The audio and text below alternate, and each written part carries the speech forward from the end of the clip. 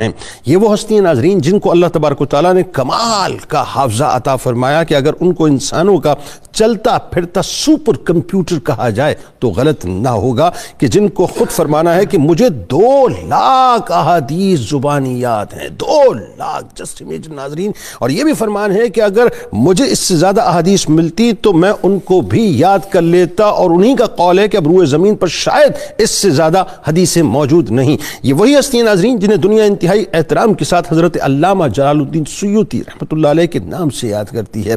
حفاظ حدیث میں علامہ سیوطی رحمۃ اللہ علیہ کا پایا انتہائی بلند، اور متاخرین علماء میں حفظ حدیث کا ان پر خاتمہ ہے۔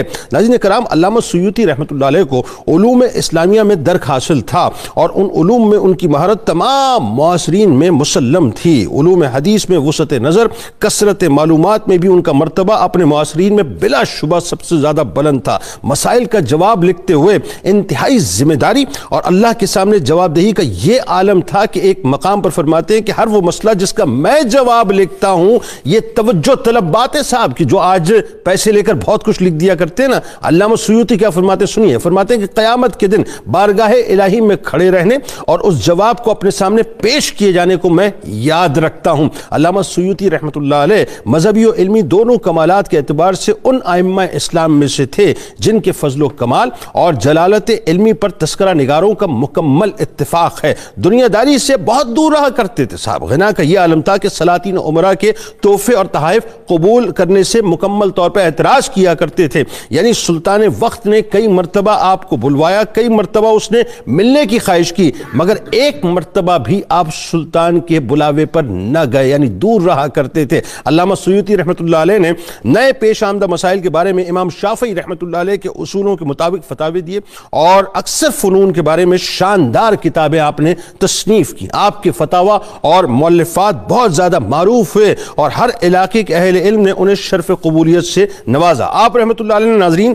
17 برس تک فتوے لکھے، اور 40 برس کی عمر تک درس و تدریس و افتاء سے متعلق رہے۔ آپ رحمۃ اللہ علیہ نے خانقاہی نظام میں بڑی شاندار قسم کی ریفارمز کی ہیں جس کا تصور یقین مانے آج محال نظر آتا ہے، آگے جا کے آپ کو بتلائیں گے۔ 902 ہجری میں سلطان عبدالعزیز نے علامہ سیوطی رحمۃ اللہ علیہ کو قاضی القضاء کا عہدہ سپرد کیا۔ آپ رحمۃ اللہ علیہ انتہائی منصف المزاج اور انتظام میں سخت گیر، یعنی عدل کو ملحوظ رکھتے تھے، ایڈمنسٹریشن کے اوپر کسی قسم کا کوئی کمپرومائز نہیں کیا کرتے تھے۔ اس لیے جب یہ عہدہ ان کو سپرد کیا گیا تو پورے ملک میں ایک حرکت پیدا ہو گئی، اور اثر آپ کا اتنا بڑھ گیا کہ خلیفہ کو ان کے عہدے سے معزول کرنا پڑا۔ حافظ ابن کثیر رحمۃ اللہ علیہ نے لکھا ہے کہ علامہ سیوطی رحمۃ اللہ علیہ دیندار، پاک باز اور پرہیزگار انسان تھے۔ اللہ کے معاملے میں کسی ملامت گر کی ملامت کی پرواہ نہیں کرتے تھے، اور نہ کسی کی سفارش کو قبول کیا کرتے تھے۔ پورے دیار مصر کی قضا، خطابت، احتساب، لشکر کی نگرانی، مدرسہ شافیہ صلاحیہ میں درس و تدریس کی خدمات اور امامت وغیرہ کے سارے مناصب ان کو حاصل تھے۔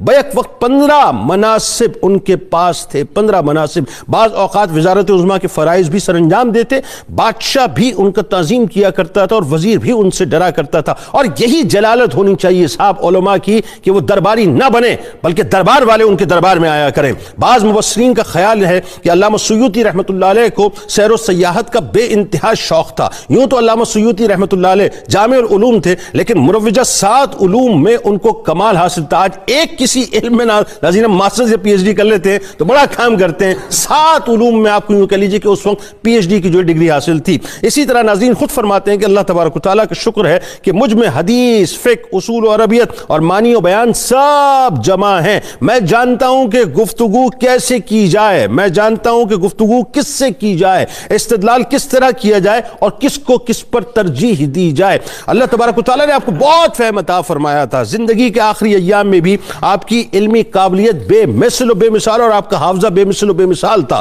علامہ سیوطی رحمۃ اللہ علیہ بلند پایا مفسر تھے، محدث تھے، فقیہ تھے، ادیب تھے، مورخ تو تھے ہی، یعنی یہ تمام صفات تو آپ کے اندر تھیں، مگر آپ بہت عظیم الشان صوفی بھی تھے، اور صاحب حال بزرگ اور زاہد بھی تھے۔ اللہ تبارک و تعالیٰ نے شریعت و طریقت دونوں آپ کی شخصیت کے اندر مجتمع کر دی تھی۔ آج لوگ طریقت کی بات کرتے ہیں صاحب کہ طریقت الگ سے، ارے نہیں، ایسا کچھ نہیں ہے صاحب، یہ سب ایک ہی سکے کے 2 رخ ہیں۔ امام جلال الدین سیوطی رحمۃ اللہ علیہ کا سرکار مدینہ صلی اللہ علیہ وآلہ وسلم سے، اہل بیت سے، صحابہ کرام رضوان اللہ تعالیٰ علیہم اجمعین سے انتہائی مضبوط ترین تعلق تعلق تھا. یعنی بیونڈ دی امیجنیشن ہے جو بات میں عرض کرنے جا رہا ہوں کہ خواب میں تو چھوڑیے صاحب, عالم بیداری میں 75 مرتبہ اپنی زندگی میں حضور نبی کریم صلی اللہ علیہ وآلہ وسلم کا آپ نے دیدار کیا. اور جس کسی چیز کو سمجھنے میں مشکل اور دشواری ہوتی تو معلوم ہے آپ کیا کرتے, آپ سرکار کی طرف متوجہ ہوتے تھے اور سرکار ان کو باقاعدہ گائیڈ لائن دیا.